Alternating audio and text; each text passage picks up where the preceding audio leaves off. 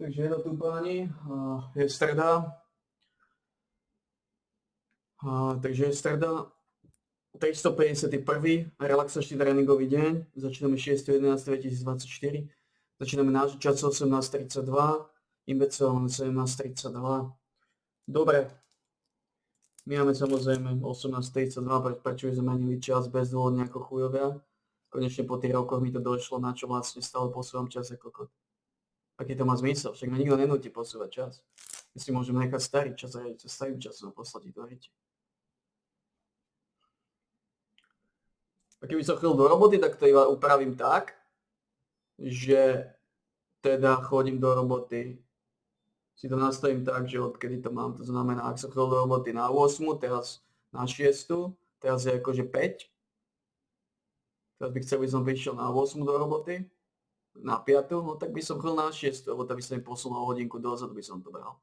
Tak by som povedzme, takto som to mal vždy, že ak som bol predtým od 6 do 8, tak som to mal automaticky zariadiť tak, že teraz to bude od 7. Poďme teraz 5, ja mám teraz 6, no mám o hodinu viac. Lebo kokoti menej čas ako primitíva. Dobre, v každom prípade skontrolujeme zvukovú stopu. Dneska sú klikožruty. Na to absolútne, to je iba imbecil vymyslený, posúvať čas o 1 hodinu dozadu, nemá absolútne žiadny význam. Je streda. Takže je streda. 351. Prečo by si chcel, aby bola tma skôr? Prečo by si chcel, aby bola tma skôr, aby bola tma o 4 namiesto o 5? Prečo by si chcel, aby bola tma o hodinu skôr? To nedáva zmysel. Prečo by si to chcel? Ako, ja mám rád tmu, ale znova, nemá to zmysel. Celá táto ich dekadencia kokotská posúvať čas o hodinu dozadu je mentálne zaostalé. Lebo ja sa keď si zaujímam, ako celý život čudujem, ty kokos, prečo je o 6 tma, ty kokos, to je brutalita. No pretože kokoti posúvajú čas. Keby neposúvali, tak to nie až také zlé, bola by tma o hodinu neskôr. Imbecilové. Tupí sprostí chorí imbecilové. Nič viac a nič menej. Dobre, dneska sú klikožruty 100, 90, 80, 70, 60 kliksterov.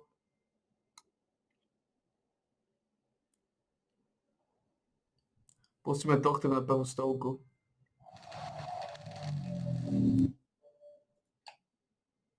Hey everyone, welcome back to another Fallout 76 video on the channel. I've been doing some testing in the PBS as well as the live servers to test out some of the changes that have been coming in and been added to the PBS in terms of some of these damage changes that they're talking about. And the one that I'm focusing on in today's video is all about the combat inhibitors which are inside most robot enemies. There's been a whole bunch of different changes to different enemies throughout the game where they've been changing their weak points, and one of the weak points that was a big one, especially for robots, was the combat inhibitors, as you got a pretty decent bonus to kill them pretty quick, as shown in the footage of the live servers. I tested this out down at Dire Chemical, and the enemies that I tested out on was Robobrains, Gutsies, Sentrybots, and also Protectrons. And in the live servers, I'm not going to lie, these things go down so easily when you aim for the combat inhibitor. Like the Gutsy level 75, I took down with one hit with a critical that did 703 damage.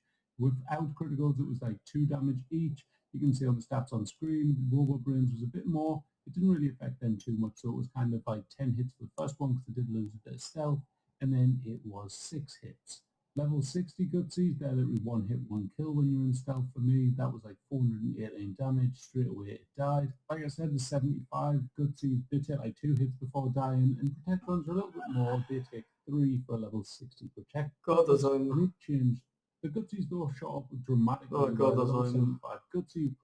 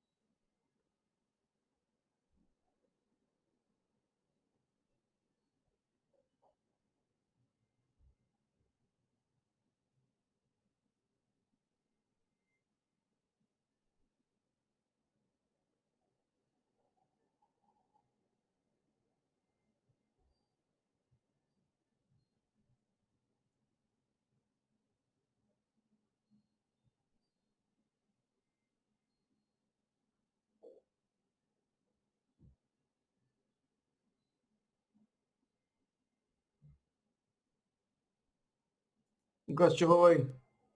Dor. Everybody positive abandoning the people side. We'll lose sport.com for and Honolulu. Go to jimmydore.com for a link for tickets. So Joy Reid knows who's to blame for Kamala losing. It's not Kamala and her policies of genocide.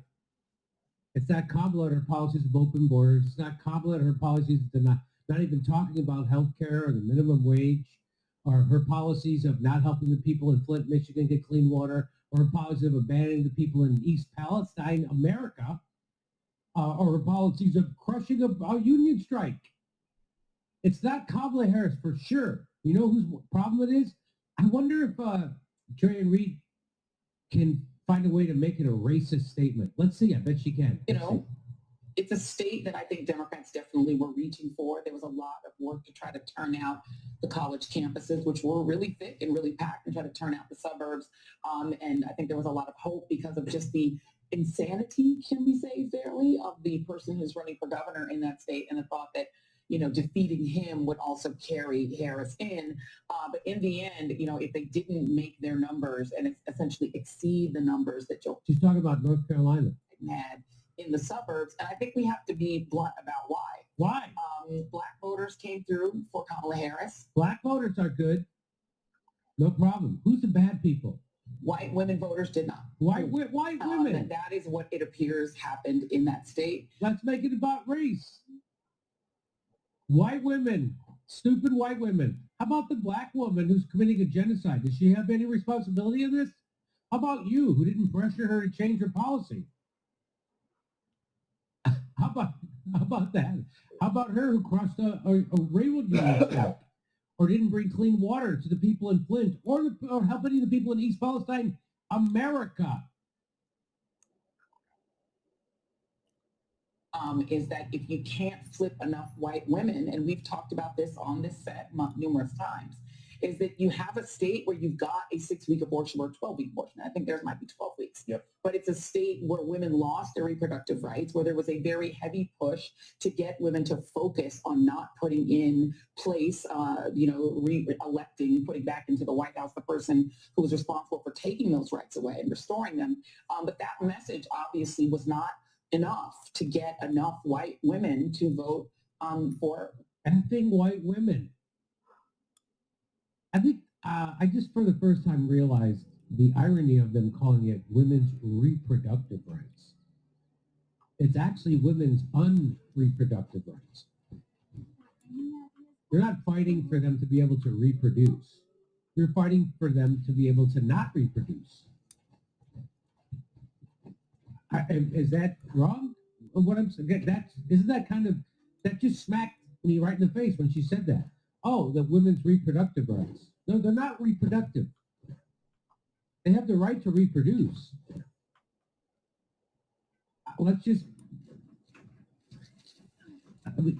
be precise with our language. I like And by the way, they have the right to unproduce up until 12 weeks in North Carolina.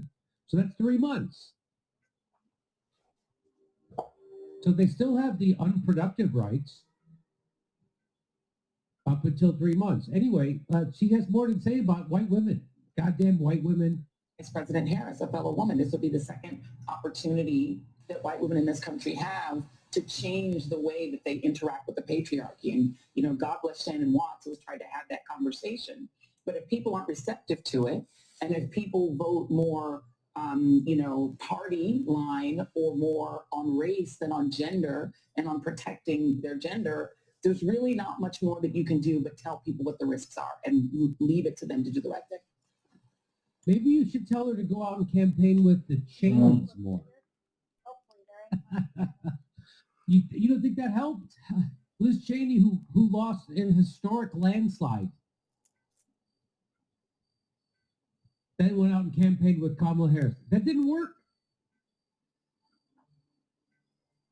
But it's those goddamn white women.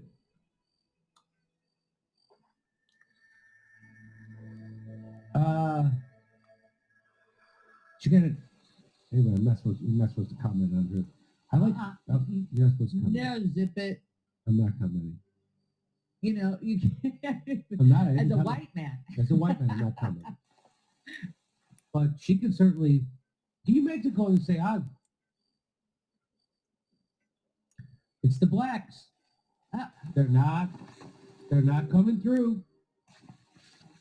The whites are doing great. Just imagine if you said something like that. And they all just sit there and don't say a word.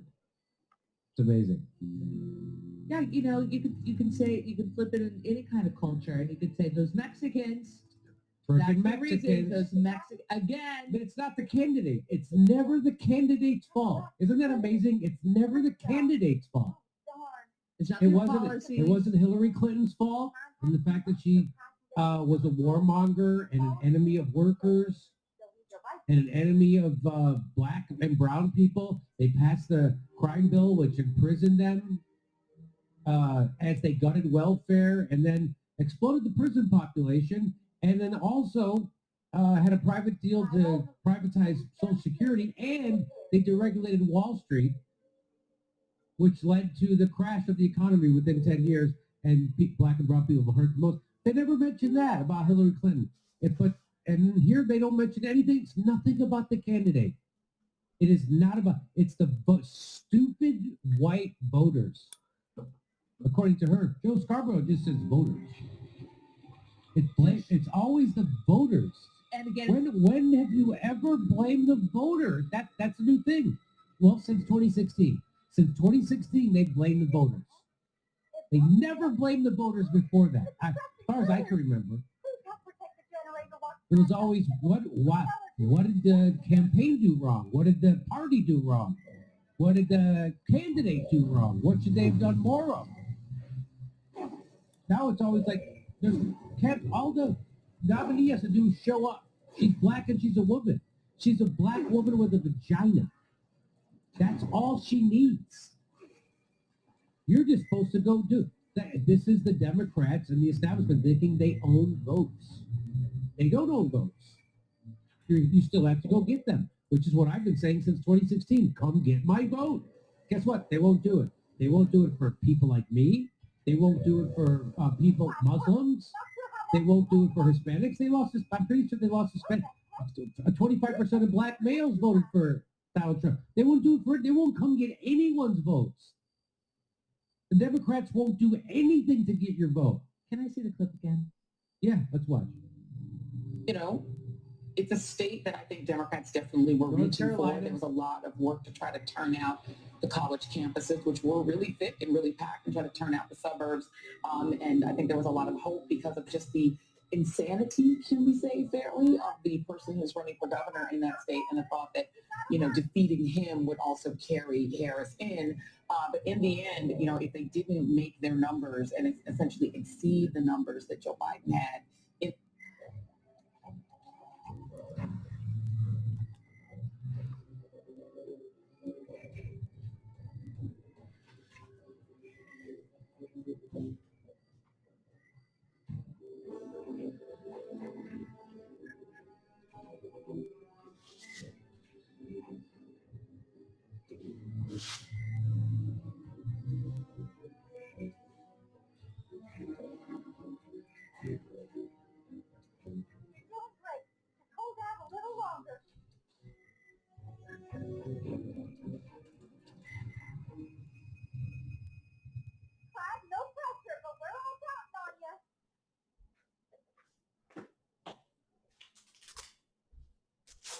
Dobra, to za nami. To za nami.